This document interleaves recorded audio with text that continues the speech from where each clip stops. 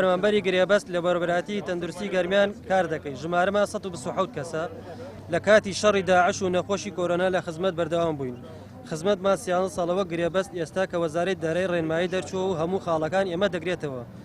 جگە لە خاڵی شەشەم ئاماژە بەوە دەکات دەبێت فەرمانبەری گرێبەست لەلایەن وەزارەتمان و بەڕێوەبەراتی گشتی بووجە و بەڕێوەبەراتی میلاکات دامەزراندن بە شێوەی گرێبەست و نوێکردنەوەی دامەزراندنە بە شێوەی گرێبەست پەسەند کرابێت.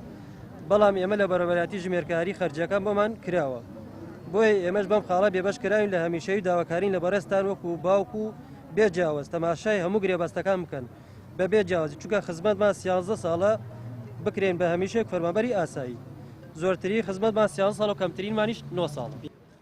من فەرمانبەری گرێبەستم لەسەر داهاتی زانکۆی گەرمیان 13 ساڵە من لەوێ باخەوانم کە ئەم قەرارەیان دەرکردەوە کەوا ئەوەی لەسەر داهاتن پەرەپێدانە نەوانی کرێ ڕۆژانن نەیانگرێتەوە. بەڕاستی ئەمە بێڕەحمانە بێزەمیرانە بڕیاریان داوە. ئێمەش کوڕی ئەم وڵاتەین، یعنی هیوادارم بۆ ئەو وەزیرانە بەتایبەتی بۆ وەزیری دارایی بۆ ئەنجومەنی ڕاژە هەرەوە نەڵێم ئیتەقی الله لەخوا بترسن.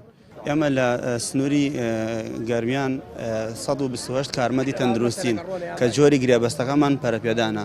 ئێمەش داواکاریمان ئەوەیە جۆری گرێبەستەکەمان لە پەرەپێدانە بخەنە سەر وەزارەتی دارایی بۆ ئەوی ئەم بە هەمیشەی بوونەوە بمانگرێتەوە، چونکە ئێمە وەکو خۆم من 10 ساڵە خزمەتەکەم، برادرمان هەیە 13 ساڵە، هەمانە 12 ساڵە، هەمانە 11 ساڵی تر کەم نییە. تۆ لە بارودۆخە سەختەکانە وەکو کۆرۆنا وەکو شەڕی داعش هەمووی شان بەشانی کارمەندەکانی تر خزمەتمان کردو بۆ ئێ بە حەقی خۆمانی ئەزانین.